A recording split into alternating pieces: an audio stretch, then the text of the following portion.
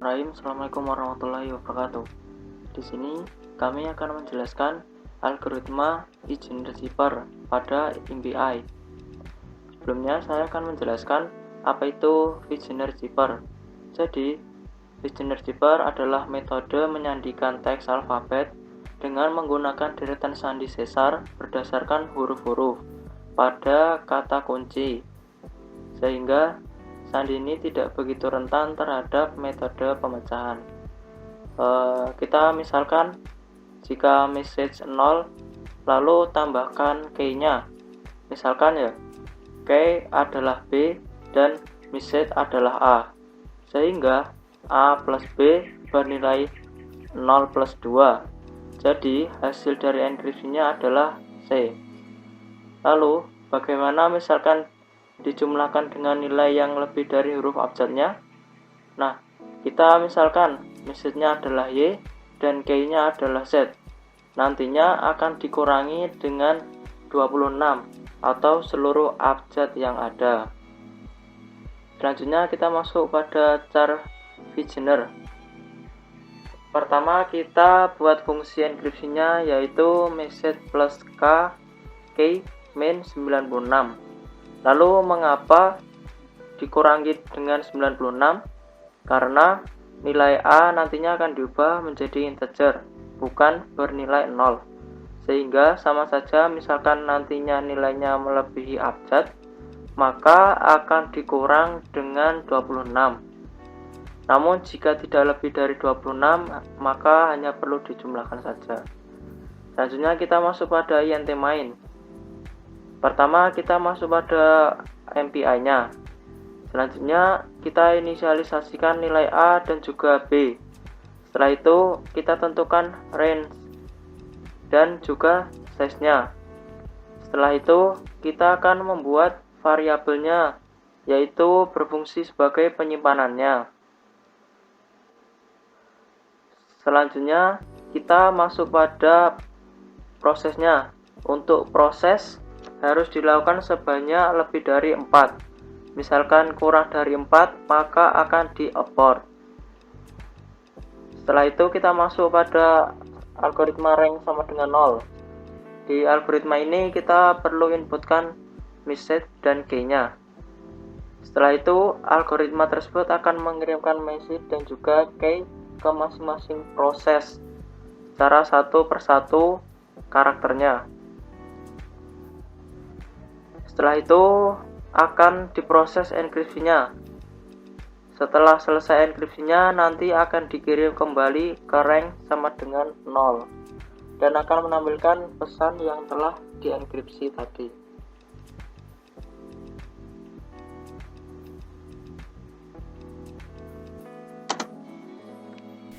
Pada bagian deskripsi hampir sama dengan enkripsi.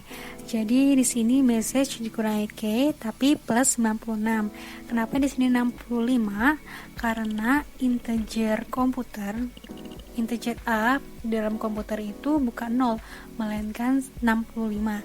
Jadi apabila kurang dari 65 harus ditambah 26.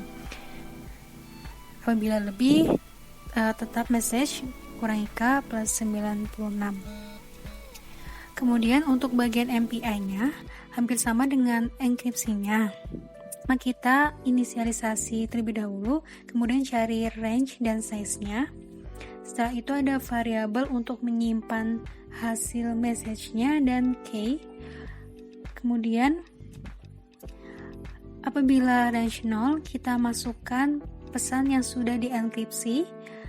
Kemudian kita masukkan key-nya, kemudian di range 0 dan dikirim message yang sudah dienkripsi beserta key-nya satu karakter per karakter ke masing-masing proses. Kemudian di masing-masing prosesnya akan dideskripsi satu karakter per karakter sesuai dengan jumlah prosesnya. Kemudian proses akan mengirim ke masternya dan master akan mengirimkan pesan yang sudah dideskripsi atau pesan aslinya. Menjalankan program dekripsi dan enkripsi. Pertama kita masuk ke project enkripsi terlebih dahulu dan kita masuk debug dan kita jalankan command prompt di direktori sini. Kemudian kita tulis command mp set dan min n dan 5 dan tuliskan file exe yang ada di folder, yaitu n.exe.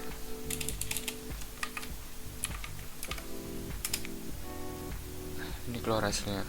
Kemudian kita tuliskan, masukkan pesan dengan huruf kapital.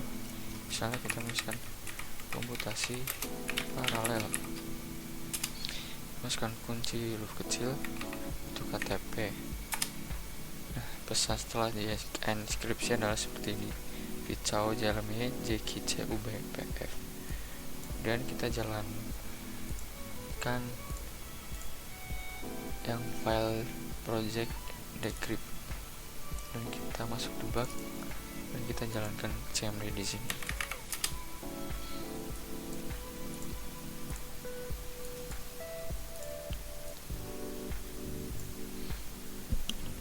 Dan kita tulis komennya itu mpset dan n5 dan filenya x, dan masukkan pesan dan huruf kapital, itu masukkan yang huruf setelah yang dienkripsi, yaitu Picao CLMY JKC-PF. Jangan masukkan kunci huruf kecil yaitu KTP, dan inilah pesan setelah di dekripsi, yaitu komputasi paralel, sama dengan yang pertama tadi.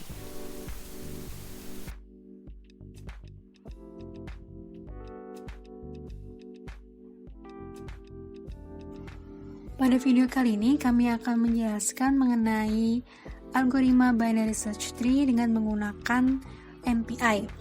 Sebelumnya kami akan menjelaskan tentang binary tree. Jadi binary tree adalah suatu struktur dinamis yang terus menyesuaikan dengan perubahan dalam file dengan leluasa.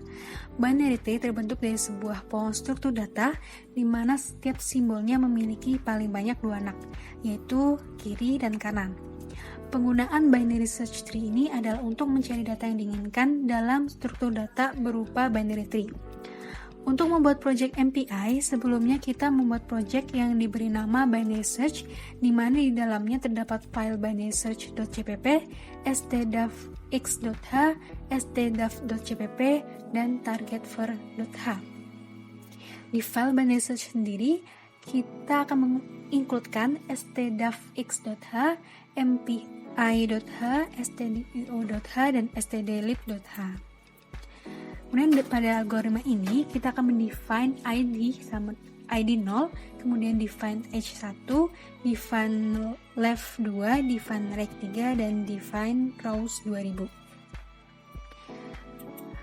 Struktur data yang dibentuk yaitu menggunakan ID dan age berupa integer dengan nama data bentukan yaitu B-tree.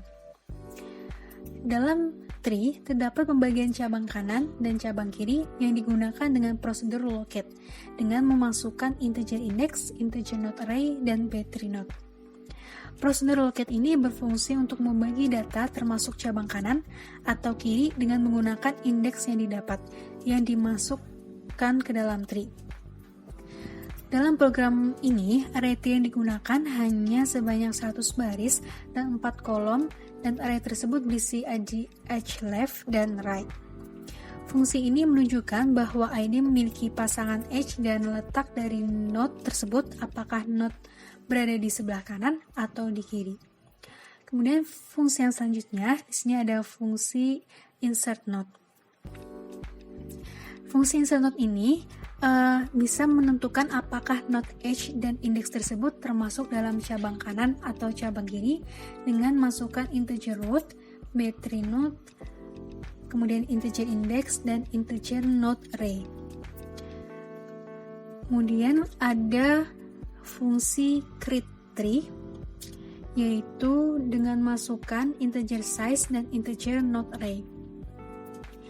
Kemudian pada create ini dengan menggunakan data bentukan bit.tree dengan nama instant tree yang memiliki ID didapatkan secara random dengan fungsi ren dibagi dengan row kemudian dikalikan dengan 4. Lalu untuk integer age sendiri secara random juga dengan fungsi ren namun dibagi dengan 40 plus 10. Kemudian proses ini akan diulang sehingga memiliki pola perulangan dan selalu berpasangan dengan ID dan age-nya. Kemudian ada prosedur search dengan masukkan integer age, integer notarei, dan integer index. Di sini untuk mencari apakah masukan X tersebut terdapat dalam cabang kanan atau cabang kiri, dan untuk melakukan pencarian cabang kiri dari node yaitu dengan memanggil search inputan age, notarei, index kali 4 plus left, dan untuk cabang kanan dengan memanggil prosedur search dengan inputan age, notarei dengan indeks kali 4 plus right. Selanjutnya ada void check dengan masukkan integer age, integer notarei, dan integer index. Di sini untuk mengecek apakah notarei indeks kali 4 plus x adalah x masukan tersebut, lalu akan ditampilkan ID dan x-nya. Kemudian ada void get more work dengan masukkan integer worklist, integer num, integer numpy, integer age, dan integer notarei. Fungsi ini menggunakan teknik dekomposisi rekursif sambil mengurangi data masukan setiap data panggilan. Kemudian terakhir ada void main atau fungsi utama untuk menampilkan program dengan variabel tax ID dan num tax berupa integer. Dalam main ini menggunakan fungsi $MPI yaitu MPI init, MPI comRank, MPI comSize. Kemudian menggunakan variabel tree berupa integer rows dengan kolom 4, lalu membuat kondisi di mana tidak sama dengan tax ID, kemudian memanggil prosedur create tree dengan masukkan row dan tree itu sendiri berupa integer, dan kita menggunakan variabel integer target age dan diisikan dengan 30.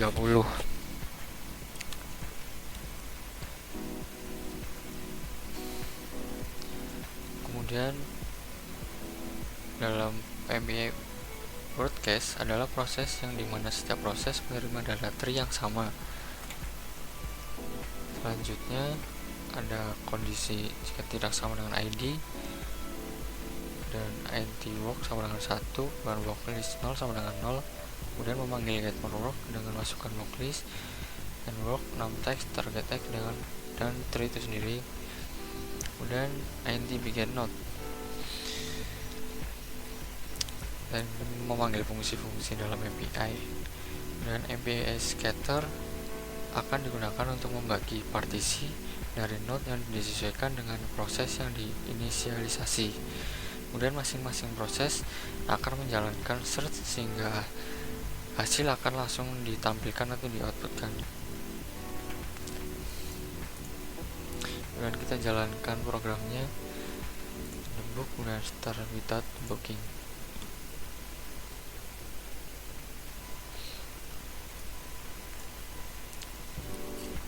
Bisa kita lihat, kita menjalankan search pada node ke 0. Dengan search X yaitu 53, program akan menampilkan X yang 53 dengan ID yang berbeda-beda. Bisa kita lihat banyak.